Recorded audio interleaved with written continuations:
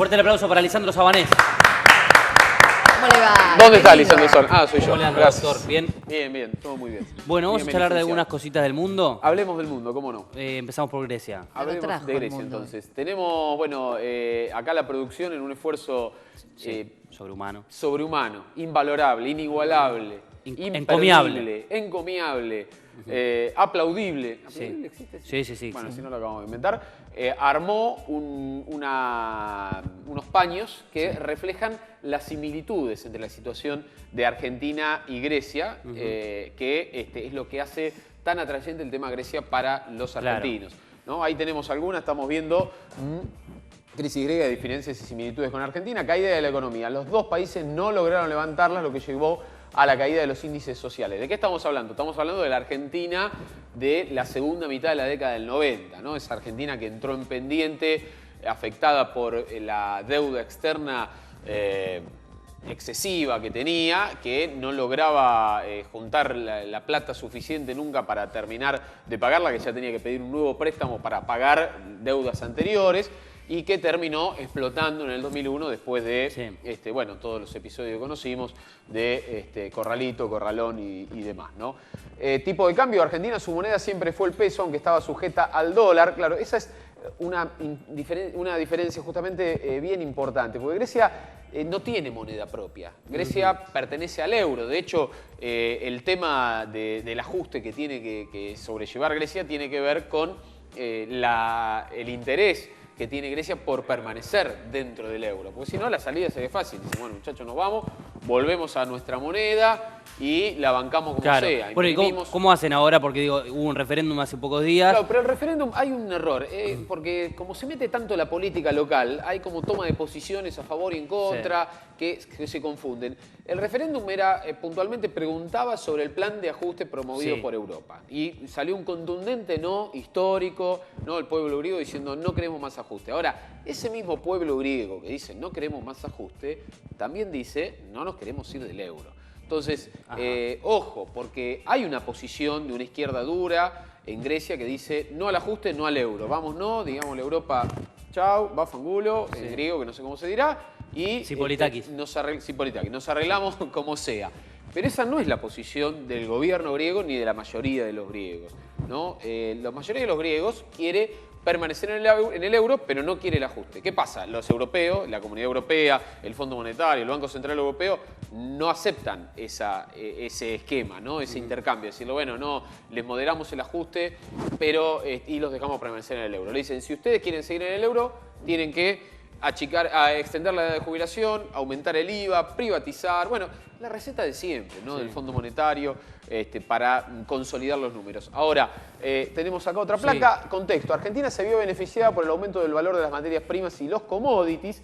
Aparecieron mercados emergentes como China. Grecia, en cambio, se encuentra sujeta a las políticas de flexibilización del Banco Central Europeo y la mayoría de sus socios se ven afectados por la crisis. ¿Qué pasa? Grecia no produce ni alfileres, no tiene nada, no tiene materia prima, no tiene ni petróleo, ni soja, ni cobre como tiene Chile.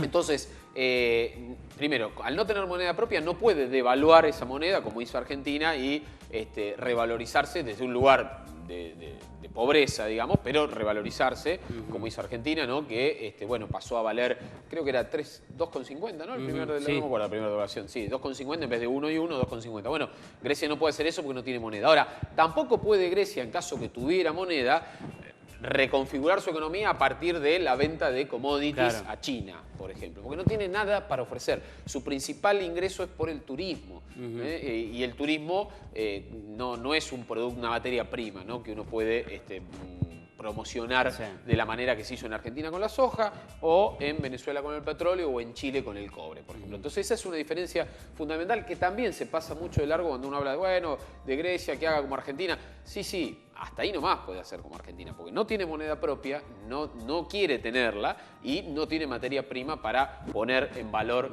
en el mercado mundial, ¿no? Bien. No sé si tenemos otra placa. ¿Hay más? ¿Hay ¿Tenemos más? más? Nada más. A ver. Sí. Ahí va. La bandera, no.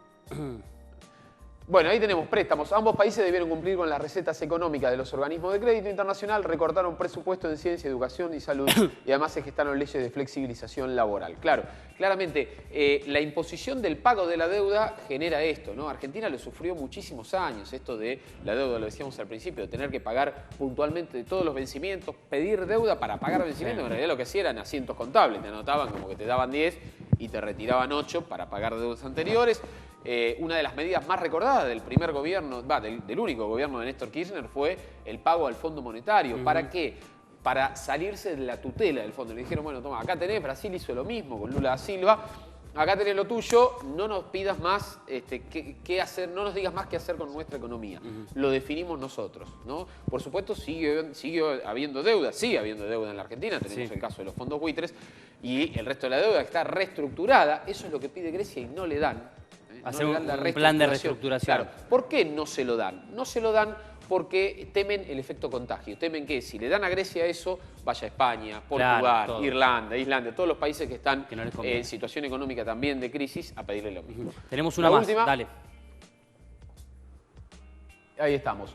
Deuda pública. Argentina, 80% del PBI en 2002. Mirá, qué cifra, no me acordaba. Grecia, cerca del 180%. Exactamente, Grecia tiene una deuda todavía muchísimo mayor que la Argentina. Entonces, si Grecia entra en default, ahora está hay una palabra ambigua que se utiliza que es mora. Un saludo a Alejandro. Y a Magalí, que no tiene técnicamente el mismo valor que el default. El default es, bueno, entraste, quedaste afuera, no pagás, impagable. Mora es como que estás en transición hacia el default. Si se concreta el default, que sería el peor escenario, hay 5 días ahora de plazo para negociar, bueno, Grecia se convertiría primero en el primer país desarrollado, en el primer país de Europa Occidental que cae en default. Y segundo, sería el default más grande del mundo, superando al de la Argentina. Esperemos que eso no pase. Hay una negociación en marcha con este tironeo donde se cuela inevitablemente la política, porque esto tiene que ver fundamentalmente, más allá de la economía, con esta situación. Europa dice, si nosotros cedemos y le permitimos a Grecia que haga un ajuste moderado, como ellos piden, reestructurar la deuda, después se lo tenemos que dar a todos los demás. Y se abre un escenario incierto. Bueno, nos queda un capítulo para el Papa Francisco que está por Sudamérica. Está en el barrio, sí, está en Ecuador, está en un ratito, sí, en 15 minutos debería estar llegando a Bolivia. Y mañana va a estar en Paraguay el Papa Francisco, que por supuesto ha marcado con su impronta también este recorrido, esta visita. Cerca de 1 millón de personas se movilizaron en Ecuador, provenientes de toda Latinoamérica, te diría, para escuchar la palabra de este Papa, que tiene un mensaje vinculado a las mejores tradiciones de la Iglesia Católica, que no siempre estuvieron presentes. Te diría más, la mayor parte de la historia de la Iglesia Católica, estos valores tan vinculados a Cristo, al mensaje original de Cristo, el que está en la Biblia, tuvieron poco espacio en la Iglesia. Esta idea de la austeridad, esta idea de defender a los pobres, esta idea de combatir la especulación, la usura, el capitalismo financiero, esto que estábamos hablando en Grecia, el capitalismo improductivo, ¿no?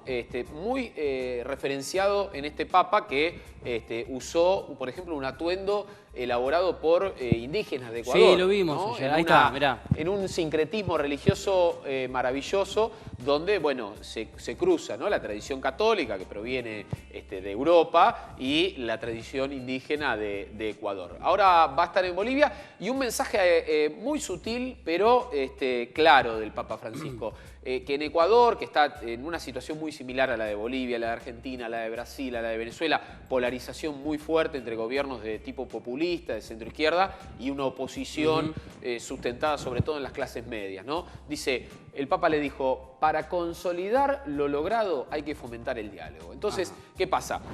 La prensa prooficialista habla de que el Papa acompaña los logros alcanzados estos años. La prensa opositora destaca el pedido del diálogo del Papa.